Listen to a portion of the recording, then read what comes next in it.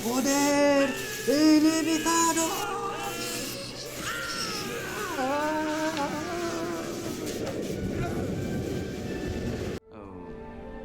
Yes. Olá, olá, desertores desse multiverso! A série The Bad Batch chegou ao fim da sua primeira temporada e nesse vídeo aqui eu vou dar uma contextualização dessa série e o que pode vir para a segunda temporada. Meu nome é Patrick e você está assistindo ao Trick Studios. E pra gente começar, vale um lembrete que se vocês também não aceitam um governo autoritário como é o Império, assim como eu, então já se inscreve no canal e ativa o sininho, porque aqui eu sempre vou falar sobre a Aliança Rebelde e todas as próximas produções de Star Wars que estão por vir. Aguardem. E bora falar sobre essa série incrível que foi The Bad Batch.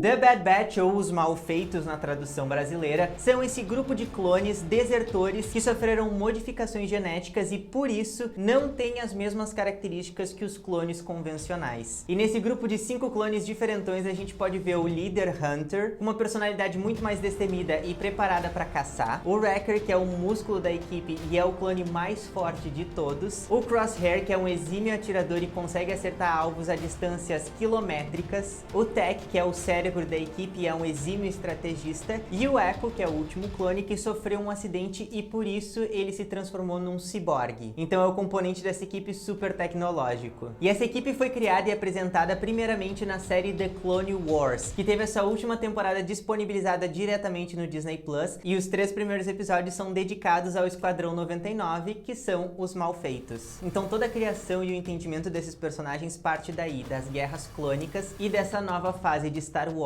no streaming. Pra quem não assistiu a série The Clone Wars, eu vou deixar aqui no card e na descrição o vídeo que eu falo sobre a série como um todo e principalmente pontos importantes dessa série para as novas produções de Star Wars, porque tem muita referência a essa série. E fica já a recomendação pra assistir, porque é uma série muito boa.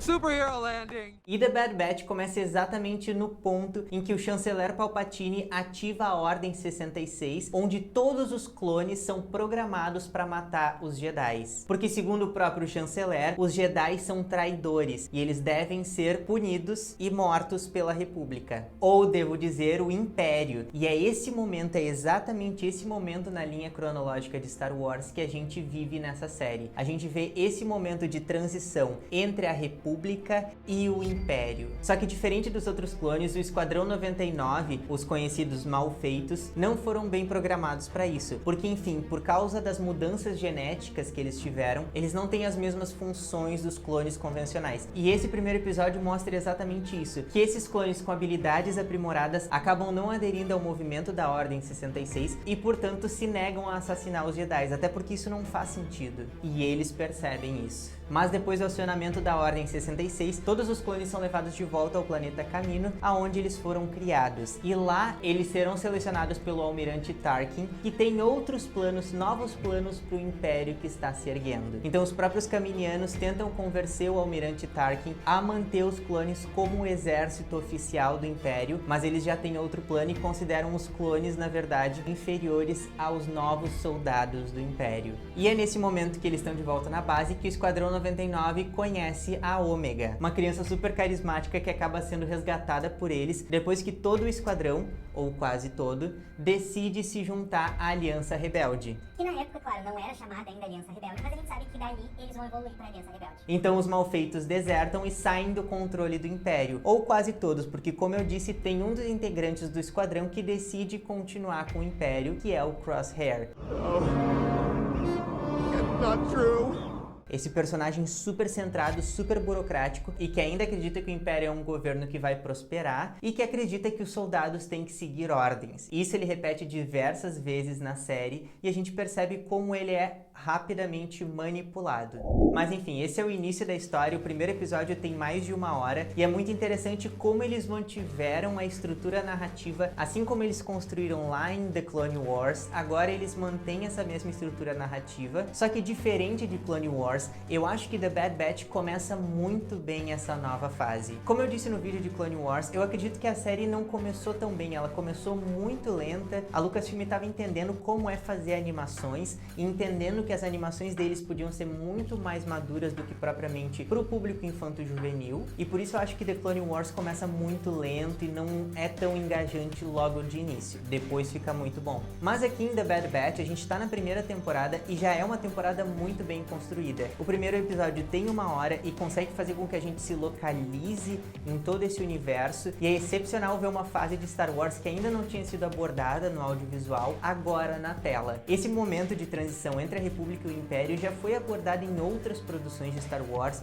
em quadrinhos, em livros, mas no audiovisual a gente ainda não tinha visto esses dilemas e esses problemas na transição do poder. Então eu acho que The Bad Batch trabalha muito bem com esse momento que a gente ainda não tinha visto. E é muito interessante ver esse momento de transição. Fora o fato da série ter muitos easter eggs, ter muitas referências a outras coisas de Star Wars, o que faz com que a série tenha ainda mais camadas, e é muito interessante a gente ver vários detalhes que os criadores colocam ali e que quem é fã de Star Wars vai pegar e vai achar muito legal. Sou fã, quero service. Fizeram service, eu fiquei feliz. Seja personagens do live action, como por exemplo a Fennec, que foi apresentada na série de The Mandalorian e agora foi resgatada para um outro período da história de Star Wars em forma de animação, o que é muito legal. O próprio Almirante Tarkin, a gente vê a Hera, que inclusive tem um episódio só dela, e é uma personagem que foi introduzida, foi apresentada em Rebels. O Saw Gerrera, que é um personagem super importante para a criação da Aliança Rebelde, entre outros personagens, outras referências que a gente vê muito na série. Sabe aquele jovem Padawan que aparece no primeiro episódio? Pois é, ele vai evoluir pro Kanan de Rebels. Eu tô passada, chocada. Meu Deus. Então a minha impressão assistindo essa série é de que Star Wars está começando a criar um universo muito parecido com o da Marvel. Lógico que Star Wars sempre teve esse apelo nostálgico, mas muitas vezes a gente via easter eggs, via referências, mas que não necessariamente tinham essa afetação no universo. Só que agora a gente consegue ver cada vez mais esse universo entrelaçado, o que é muito legal. E não só pela questão de referência, mas também aprofundamento dos personagens. A gente começa a entender um pouco mais da história desses personagens que foram introduzidos em outras séries animadas ou foram introduzidos em outras produções de Star Wars que a gente viu muito brevemente, e agora a gente consegue aprofundar essa visão. Os próprios clones, que finalmente são o foco de uma série, porque se a gente olha The Clone Wars, a gente sabe que os clones têm uma importância muito grande para a série, mas no fim das contas, a série acaba falando muito sobre os personagens dos Jedi, falando sobre questões políticas da República, e os clones estão ali presentes, tem episódios dedicados, mas muitas vezes não tem o foco que The Bad Batch deu para esses personagens. Então essa série pega assuntos que foram abordados lá atrás em The Clone Wars e consegue desenvolver o dilema desses soldados, da compreensão de que eles não são só números, mas sim seres, criaturas ali vivas. É muito interessante, é muito bem abordado, é muito bem trabalhado nessa série. Em vários momentos é abordada aquela questão ética que já era introduzida em Clone Wars, sobre os clones serem mais do que apenas números,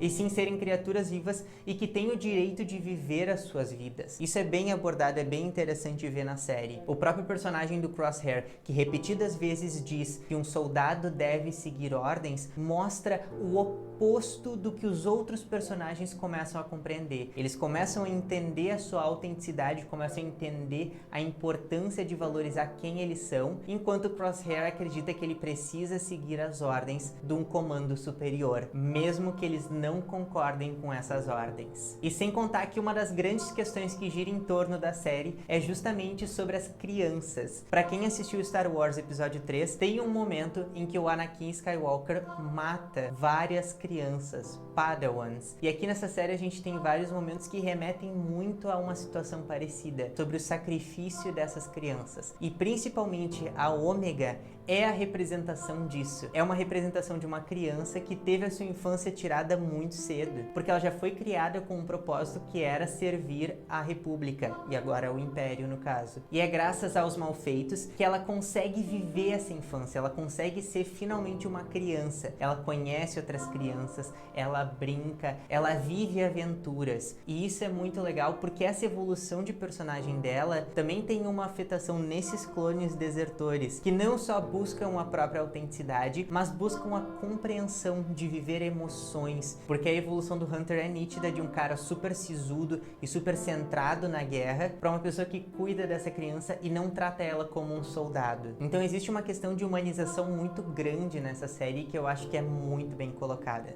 E aí, tá gostando do vídeo? Então já deixa o like aqui embaixo porque isso me ajuda demais e impulsiona esse vídeo para que mais pessoas conheçam a série de The Bad Batch e conheçam mais sobre o Disney Plus. E eu fico muito grato por essa ajuda. E por fim, The Bad Batch conclui a sua primeira temporada, conclui muito bem, diga-se de passagem. Eles conseguem fechar muito bem esse arco, esse primeiro capítulo dessa história, e já temos uma segunda temporada confirmada. Então a gente já pode esperar mais do desenvolvimento desse novo mundo agora com a ascensão do Império. Nessa primeira temporada a gente já viu essa passagem de bastão, mas provavelmente na segunda temporada a gente já vai ver os Stormtroopers ganhando mais forma, porque nessa primeira temporada a gente viu, eles já começaram a substituir os clones por soldados do Império, então quem sabe, né? Pode ser que na segunda temporada o conflito seja justamente entre clones remanescentes e esses Stormtroopers. E vale sempre lembrar que esse canal é dedicado ao Disney Plus, então por mais que não tenha muitas produções de Star Wars, sempre que tiver novidade eu vou avisar vocês aqui. Então para não perder, já se inscreve no canal e ativa o sininho, porque aí o sininho vai avisar vocês toda vez que tiver vídeo novo. E tem muitas produções de Star Wars por vir ainda no futuro. E também para sempre ficar por dentro dessas novidades, além de se inscrever aqui, vocês podem me seguir nas redes sociais, porque lá eu sempre compartilho conteúdo novo, eu sempre tô compartilhando quando sai trailer, quando sai cartaz, quando sai notícias envolvendo o Disney Plus. Então me segue lá pra não perder. E por hoje é isso, muito obrigado pra quem ficou até o final, e aqui do lado tem a recomendação de um outro vídeo que com certeza vocês vão se divertir bastante. Muito obrigado, até a próxima. Eu preciso ir. Tchau! O mais importante, protejam-se. Não percam a esperança. Até mais.